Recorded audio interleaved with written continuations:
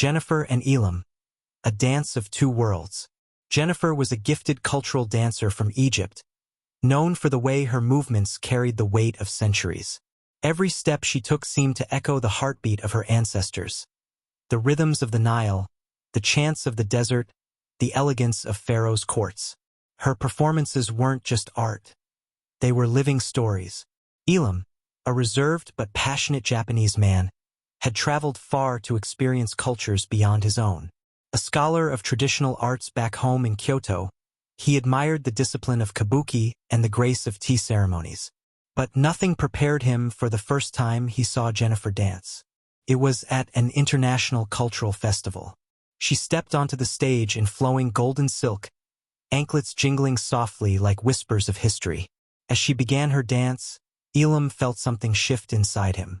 Her body moved like poetry, sometimes fierce, sometimes tender, always filled with meaning. For him, it was not just beauty, but truth revealed through motion. After the performance, he couldn't resist seeking her out. "Your dance?" he began softly, bowing slightly out of habit. "It carries a spirit I have never seen before. It's as though the earth itself moves with you." Jennifer smiled, her eyes warm yet mischievous. "And you? You bow with such sincerity. Tell me, stranger, are you a man of art too?" That night marked the beginning of something neither of them expected. She taught him Egyptian steps, the movements that told stories of gods and lovers. In return, he introduced her to the elegance of no theater and the discipline of Japanese fan dances. They would practice under the stars, their laughter blending into the music of distant drums and bamboo flutes. But as their closeness grew, so did the whispers. Some in Jennifer's community said a foreigner could never understand her heritage. Others in Elam's circle wondered if he was abandoning his traditions for a fleeting fascination. Yet, the two lovers found strength in the very thing that brought them together, art. On the night of the festival's closing, they stepped onto the stage together, performing a piece that wove both their cultures. The power of Egyptian rhythm with the grace of Japanese stillness. It was not two dances, but one. The audience was silent for a long moment, then erupted into thunderous applause. Elam leaned toward her, his voice trembling with devotion. "Jennifer, your dance has become my heartbeat. Let us write a story where Egypt and Japan no longer stand apart, but move as one." Her eyes glistened as she whispered back, "And together, we will prove that love itself is the most beautiful dance." The festival had ended, but Elam stayed behind in Cairo longer than he planned. Every evening, he and Jennifer met by the Nile's edge. She would show him the sway of traditional Egyptian hips, the storytelling of hands and eyes.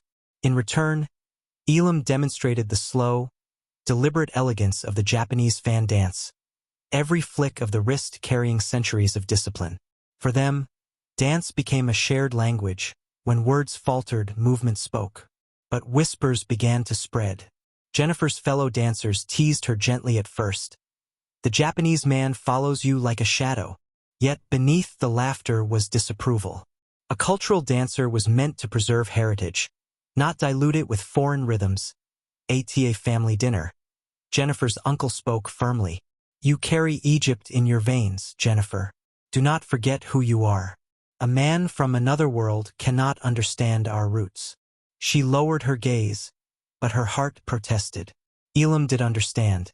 He had sat for hours listening to her explain the gods of her ancestors, the symbolism of every costume, every drumbeat. He revered her culture in a way even some Egyptians did not. Meanwhile, in Kyoto, Elam's parents sent letters urging his return. His father, a respected calligraphy master, warned him, "Our family honors are tied to tradition. A dancer from Egypt cannot fit into the life you are destined for." Elam read the letter in silence, then folded it carefully like one would a fragile paper crane. His destiny, he thought, was no longer in Japan, it was wherever Jennifer danced. The lovers began crafting a performance that fused both heritages. Jennifer danced barefoot, bells on her ankles, while Elam moved with a Japanese fan, his kimono flowing like water. Their movements interlaced, her fire with his stillness, her drums with his flute. But the cultural council organizing the festival opposed it. You cannot mix the sacred with the foreign, the chairman told Jennifer coldly. Our stage is not for experiments. Her eyes burned. Is not art meant to unite? Are we not telling the story of humanity itself? Elam took her hand in front of them all. If tradition divides us, then let love be our tradition. On the night of the final festival, their names were absent from the program. Security tried to bar them from the stage. Families from both sides sat in the audience, prepared to witness the failure of a love they called reckless. But as the spotlight turned to darkness, the drums began. Deep, primal, Egyptian. Then, like wind sweeping over a quiet mountain, the sound of a Japanese flute joined in. Gasps filled the hall. Jennifer and Elam appeared together, defying the council. Their performance was not just dance. It was defiance, passion, and promise. She spun like desert storms. He moved like a flowing river. Together they became a harmony unseen before. By the final note, the audience rose to their feet in thunderous applause. Tears streamed down faces, elders and children alike. The very cultures that had tried to divide them were now united in awe. After the performance, both families confronted them. Voices were raised, accusations hurled. But Jennifer stepped forward boldly. Love is not betrayal. Love is creation. Together, Elam and I do not erase our cultures. We weave them into something stronger. Elam bowed deeply to her family and then to his own. In Japan, we honor devotion. In Egypt, you honor spirit. Today, we honor both, through love. The silence that followed was heavy, then broken by Jennifer's grandmother, her voice frail, yet resolute. Let them be. For the Nile and Mount Fuji both touch the sky, and neither diminishes the other. Slowly, the opposition softened. Though some still doubted, others began to see. Their love was not a threat, but a bridge. Years later, Jennifer and Elam founded a cultural academy, where Egyptian children learned Japanese fan dances, and Japanese students discovered the soul of Egyptian drums. They traveled the world, proving that when love and culture meet, walls crumble and beauty blossoms. And every night, before the lights dimmed, Elam would whisper as Jennifer rested in his arms, "You are my dance forever." And she would reply, smiling through tired eyes, "And you, my rhythm is eternal." Jennifer's rising fame in Egypt brought admirers, but none struck her heart like Elam. His devotion was unlike the others, quiet, disciplined, reverent. But his very presence stirred conflict. Among her suitors was Karim, a wealthy Egyptian patron who had long desired her hand. Karim viewed Elam not as a rival but as an insult. An outsider? He scoffed at Jennifer. Do you think he can give you honor here? Marry me, and your name will live forever. But Jennifer, though respectful, refused him. Karim's rejection turned to bitterness, and bitterness soon became a plan. Karim, using his influence with the Cultural Council, worked to have Jennifer's performances restricted. Rumors began circulating that she had betrayed Egypt by allowing a foreigner to share her sacred dances. Elam too faced betrayal. His childhood friend Hannah, who secretly loved him, wrote to his parents, claiming Jennifer was only using him for fame. His father, enraged, warned, "If you continue with her, you will lose your family name forever." Elam bowed respectfully to his father's command, but in his heart, he had already chosen Jennifer. The festival loomed closer, yet Jennifer and Elam's joint performance was banned. They were threatened with disgrace, even expulsion from the cultural stage. One night by the Nile, Jennifer turned to him with tears glistening. "Elam, perhaps you should leave me. I cannot let you lose your family for me." Elam's hand trembled, but he took hers firmly. In Japan, we believe that a warrior's true path is to follow what gives him honor. "Jennifer, you are my honor."